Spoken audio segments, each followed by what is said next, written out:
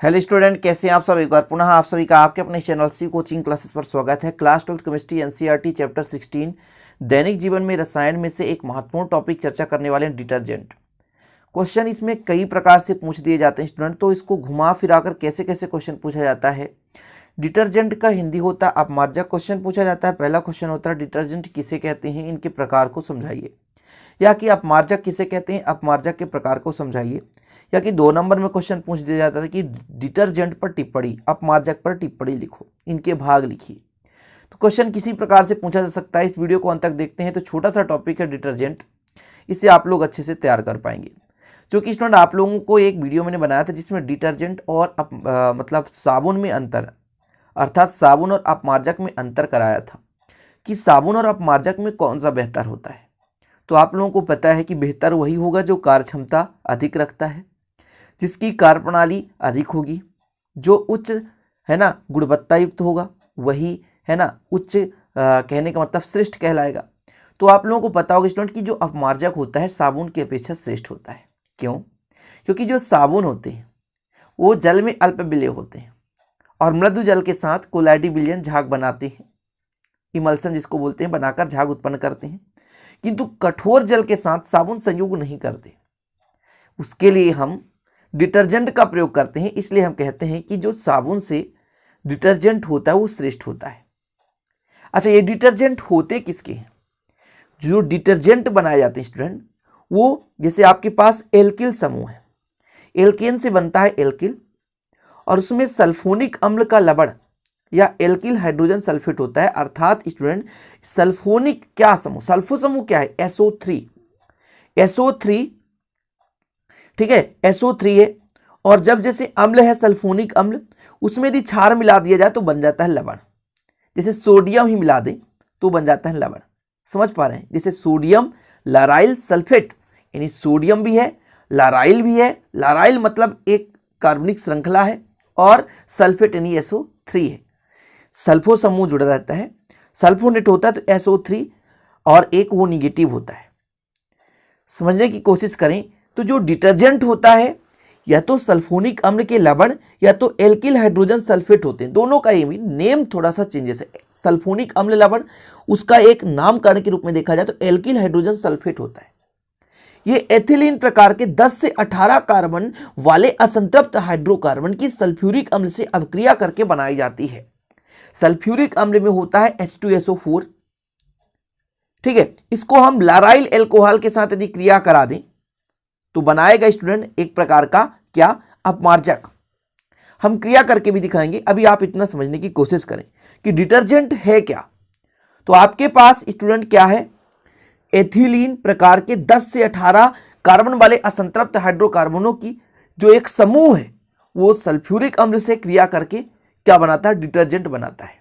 तो एक प्रकार से एल्किल हाइड्रोजन सल्फेट या सल्फोनिक अम्ल के लवण ही डिटर्जेंट होते हैं। लेकिन कुछ डिटर्जेंट में से है ना कुछ ऐसे गुण प्रदर्शित करते हैं जो कि साबुन की भांति होते हैं, लेकिन वास्तव में साबुन नहीं होते। उन्हें हम कहते हैं साबुन रहित साबुन। समझ रहे ना? अर्थात अपमार्जक, संश्लिष्ट अपमार्जक कहते हैं, संश्लेषित अपमार्जक कह सकते हैं। संश्लिष्ट और संश्लेषित में कोई अंतर नहीं है। तो चीजें समझ गए। सल्फोनिक अम्ल का या तो लवण है या एल्किल हाइड्रोजन सल्फेट है। इसको बनाते कैसे हैं? तो एथिलीन प्रकार के 10 से 18 कार्बन वाले असंतृप्त हाइड्रोकार्बन की सल्फ्यूरिक अम्ल से क्रिया करके बनाई जाती है।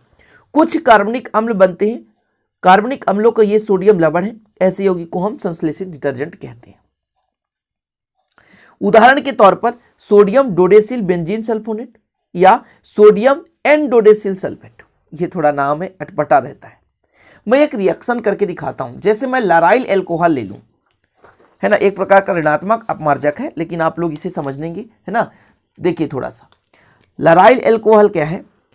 तो CH3 CH2 का होल 10, फिर CH2OH, ये लाराइल एल्कोहल है। इसकी क्रिया हम करा दें H2SO4 से। किससे करा दें? H2SO4 से। तो बनाएगा क्या? देखिएगा, CH3 है, CH2 का होल 10, फिर OSO3H। पहले ये जुड़ता है, ठीक है ना। पहले ये पूरा का पूरा जुड़ता है, थोड़ा सा यहाँ पे गड़बड़ हो गया स्टूडेंट, इसको फिर से काट देता हूँ। यहाँ पे ये होना चाहिए CH3 है तो CH3, CH2 का होल 10 रहेगा ही, ठीक है। और यहाँ पे CH2 है तो CH2 रहने दो। यहाँ से एक H और एक H यहाँ से आपस में क्रिया करेगा और H2O के रूप में बाहर हो जाएगा। बचेगा क्या, आपके पास O है तो O रहने दो, ठीक है ना। यहाँ से एक ऑक्सीजन निकल गया तो एक 3 ऑक्सीजन बचा और H एक बाहर निकल गया तो एक H ये बचा। अब इसकी जो अगली स्टेप में अवक्रिया है वो NaOH से कराएंगे, क्योंकि लवण बनाना भैया है तो अम्ल से क्रिया करा दिए, तो NaOH क्षार से क्रिया करा दें तो देखिए क्या बनाएगा। CH3 तो CH3 रहने दो, CH2 का होल 10 है, यहाँ पे CH2 है तो CH2 है। अब यहाँ पर ध्यान दीजिए O SO3 निगेटिव है और H निकल कर यहाँ पे Na पॉजिटिव हो जाएगा। अब ये एनायनिक अपमार्जक है, ऋणात्मक अपमार्जक है, सोडियम लाराइल सल्फेट है, सोडियम लाराइल सल्फेट। तो ये बन गया आपका अपमार्जक, समझ पा रहे हैं। तो इतना क्लियर हो गया होगा। एग्जाम्पल के तौर पर आप लोग इसको लिख सकते हैं sodium n dodecyl benzene sulphonate, sodium n dodecyl sulphate यहाँ से है अलग, ठीक। चाहे तो आप इसका स्क्रीनशॉट ले सकते हैं, ये सोडियम एन डोडेसिल सल्फेट और इधर का ये, ठीक है। इतना क्लियर हो गया। चलिए अब इसके दो भाग होते हैं, तो इसके दो भाग कौन कौन से स्टूडेंट ये भी जो समझना जरूरी है। तो जैसे आपके पास एक भाग है हाइड्रोकार्बन की एक लंबी श्रृंखला हाइड्रोफोलिक होती है और दूसरा है छोटी जो श्रृंखला होती है वो आयनिक श्रृंखला जो हाइड्रोफिलिक होती है। आयनिक श्रृंखला सामान्यतया sodium sulphonate SO3 negative Na positive अथवा sodium sulphate SO4 negative Na positive. मतलब मैं यहाँ पे यदि देखूँ, देखिएगा यहाँ पे यदि देखा जाए, देखिए फार्मूला है आपके पास, यहाँ से इसको दो भाग में डिवाइड कर दो, एक इधर का एक इधर का, तो ये आपका हाइड्रोकार्बन का श्रृंखला हो गया और एक आपका आयनिक श्रृंखला हो गया। दो भाग होते हैं। संश्लेषित डिटर्जेंट में दो भाग होते हैं। यदि पूछ दिया जाए क्वेश्चन कि संश्लेषित डिटर्जेंट में कितने भाग होते हैं, तो इतना याद रखना कि संश्लेषित डिटर्जेंट में दो भाग होते हैं। वो तो सिंपल है, एक कार्बनिक वाला भाग और स्टूडेंट एक आपका होता है सल्फेट वाला भाग, ठीक है, यानी एक आयनिक भाग होता है। तो ये हो गया कुछ संश्लेषित डिटर्जेंट और डिटर्जेंट के बारे में। स्टूडेंट अब आगे क्वेश्चन पूछा जाता है कि अपमार्जक के प्रकार, डिटर्जेंट अपमार्जक, तो ये तीन प्रकार का होता है। एक तो होता है धनात्मक और दूसरा होता है ऋणात्मक और तीसरा अनायनिक यानी उदासीन। धनात्मक मतलब जिसमें धनात्मक आयन होगा, है ना। ऋणात्मक मतलब जो ऋणात्मक युक्त होगा और अनायनिक मतलब जिसमें कोई आवेश नहीं होगा। तो थोड़ा थोड़ा इनको समझना जरूरी है, ज्यादा डीपली नहीं जाना है। कि ये वो अपमार्जक हैं जिनमें धनात्मक जलरोधी समूह होता है। ये सामान्यतः एसीटेट क्लोराइड या ब्रोमाइड के चतुष्क अमोनिया के लवण हैं। ज़्यादा इसमें डीपली नहीं जाना, इतना ध्यान रखना है कि जो धनात्मक अपमार्जक होगा धनयुक्त होगा, सिंपल है। मतलब इसमें जो समूह उपस्थित हो जाए, जो समूह जो प्रेजेंट होगा वो धनात्मक होगा। एग्जाम्पल के तौर पे आपको सिंपल सा तैयार कर लेना है कि इथाइल ट्राइमिथाइल अमोनियम क्लोराइड, कि वही अपमार्जक जिनमें धनात्मक जलरोधी समूह होता है और ये समानता एसीटेट क्लोराइड या ब्रोमाइड के चतुष्क अमोनिया लवण होते हैं, ठीक है ना। धनात्मक अपमार्जक सिंपल सा एक ऐसा अपमार्जक जिसमें धनात्मक जलरोधी समूह होता है ना, धनात्मक अपमार्जक कहलाता है। एग्जाम्पल तो याद करना पड़ेगा, ethyl trimethyl ammonium chloride, okay. चलिए ऋणात्मक क्या होगा, ये वो अपमार्जक है जिनमें एनायनिक जलरोधी समूह होता है। ये दो प्रकार के होते हैं, सोडियम एल्काइल सल्फेट और आपके पास मैं भी बता देता हूं, और दूसरा है सोडियम एल्काइल बेंजीन सल्फोनेट। तो यहां पर आपको सिर्फ इतना समझना है कि ये वे अपमार्जक हैं जिनमें एनायनिक जलरोधी समूह होता है, ऋणात्मक अपमार्जक कहलाते हैं। एग्जाम्पल में एक एग्जाम्पल लिख देना है, सोडियम, ठीक है, लाराइल सल्फेट, ओके। इसके बाद तीसरा अनायनिक होगा। अनायनिक मतलब जिसमें ना तो धन ना तो ऋण होगा। तो ये जो होते हैं ये बसा अम्लों के साथ उच्चतर आणविक भार वाले एल्कोहल के एस्टर होते हैं।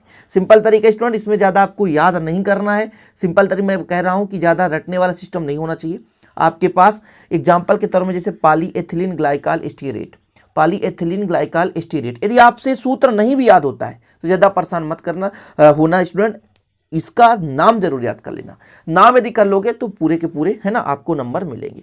क्वेश्चन ज्यादा नहीं पूछा जाता अपमार्जक के बारे में, कि पूछेगा अपमार्जक पर टिप्पणी लिखो, तो आपको प्रकार लिखना ही नहीं है। यदि प्रकार पूछेगा तभी लिखना। तो स्क्रीनशॉट आप ले लें अपमार्जक के प्रकार का। यदि अपमार्जक का प्रकार पूछा जाएगा तभी आपको, है ना, करना है, ओके।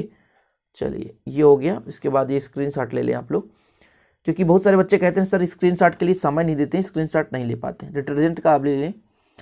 यदि अब सीधा टिप्पणी आता है तो केवल डिटर्जेंट के बारे में बताना है और इसका फिर उदाहरण आपको बताना है। उदाहरण तो तैयार करना पड़ेगा, इसके एक उदाहरण आप तैयार कर लें, ज़्यादा दो नहीं, एक तैयार कर लें बस, सिंपल। ठीक है, एक तैयार कर लेंगे तो आपसे, है ना, कोई दिक्कत नहीं होगी। चलिए, इसके दो भाग होते हैं, इसको दो भाग चाहे आप तैयार नहीं करेंगे फिर भी कोई दिक्कत नहीं। ठीक है, तो चलिए स्टूडेंट, मिलते हैं अगले वीडियो में। अच्छा लगे तो लाइक कर देना, दोस्तों के साथ शेयर कर देना। जय हिंद, वंदे मातरम।